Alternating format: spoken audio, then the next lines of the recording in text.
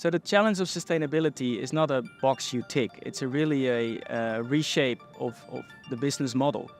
And in order to reshape a business model, it requires collaboration, but also the right knowledge and expertise. And on sustainability, there's a knowledge gap in the industry, generally speaking, but also in the yachting sector. So the Water Revolution Foundation got founded late 2018 by a key group of industry leaders that came together on the topic of environmental impact and got to realize that this is a collaborative effort in order to reduce impact.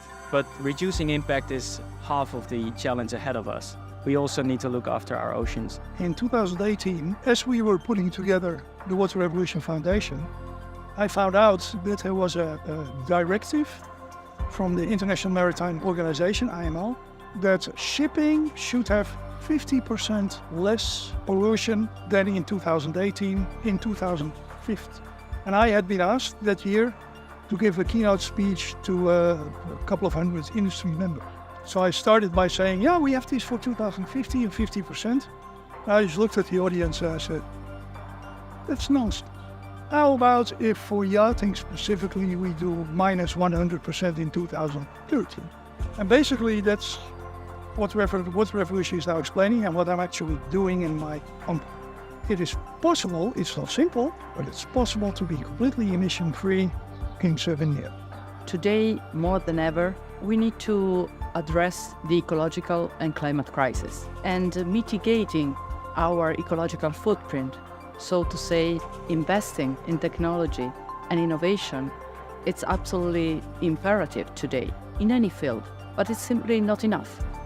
We need to look forward. We need to find a way how to access the regenerative revolution. And by investing, in our case, in ocean conservation, you can drive this change as far as we need it. The transition to a new idea and a new model of development, it's a difficult task for any field. The superyachting industry is moving forward because it's well aware about the resources it's using. That's why we try to be really proactive, taking ownership of the ecological footprint, reinvesting in ocean conservation in order to have a positive impact, and all together to lead the way to regenerative development we all need.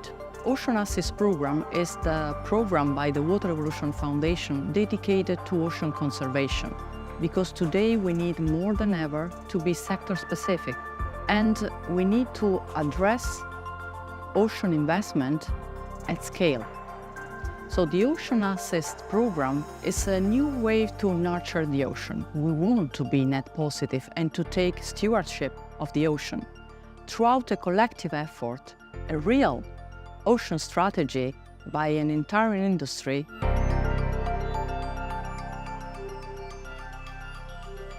So you asked me what the most urgent action is, and I can't say a single action. I think we need to do at least 3 things.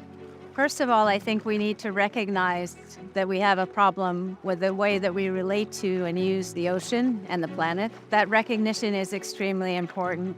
Second thing I think we need to do is to harness the knowledge that we have, both in the sciences and in user knowledge and traditional knowledge, to know what is most important to protect in order to restore the ocean's health. And then thirdly, we need to make a long-term commitment to this. We can't do it as a one-off action and feel good about what we've done. We need to really commit to doing this as a completely new way of relating to the world, to the ocean, to stay true to our commitment over the long term. The yachting industry is researching a lot of various areas to improve the sustainability and reduce the footprint. This covers areas how we actually produce the goods. Many shipyards have started putting solar panels on their roofs. We are thinking here to create a methanol power station which serves as a testing ground for methanol engines and delivers cleaner energy. And at the same time, we also looking at the operational side of the yachts. We are building a yacht which will have a methanol fuel cell, whereby the methanol is reformed into hydrogen. We are also looking at ways to save energy consumption in the day-to-day operation of the yachts. So overall, the industry is looking collaboratively at the broad spectrum of ways to reduce, especially power consumption. Matching human needs with those of the marine mammals should be very simple in paper. I mean, we live in the same environment. Most of the time we're abusing of their environment with our presence. So we just need to make sure that we recognize that we are entering into a place which is not our place, it's actually their place. There are so many different problems that marine mammals, which is the topic of my research, face, and the solutions are there, but sometimes are very difficult to implement. One of the main issues in the Mediterranean Sea, for example, is ship strikes. The risk of a large whale, a sperm whale, a fin whale, of being hit by a large ferry, a cargo ship, a pleasure boat. One of the main issues is, for example, you need to decrease your speed. If you go slower, the risk of hitting a whale decreases quite significantly. But you cannot just tell, slow down. You need to involve the stakeholders in a process which takes a lot of time. But if you find an agreement and discuss solutions together with the stakeholders, you may have a win-win situation, because the stakeholders will be pleased by the outcome and the scientists will be pleased by the outcome.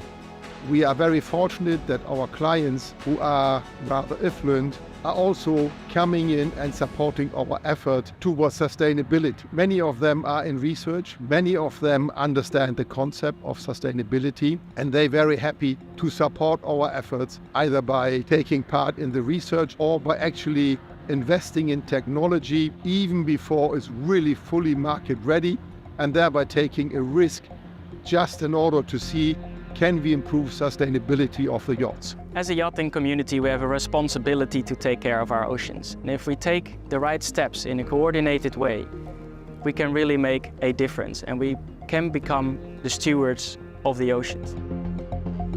We need to work all together. We need science, we need policy, we need institutional frameworks helping us to do the change. But we need also the private sector, and specifically the superyachting sector, to drive this change and accelerate this change. The time to act is now. For shipping, the ocean is the highway. For yachting, the ocean is the garden. So there is no yachting if there is no clean sea. And as a responsible generation, it's the heritage that we should leave behind for our children.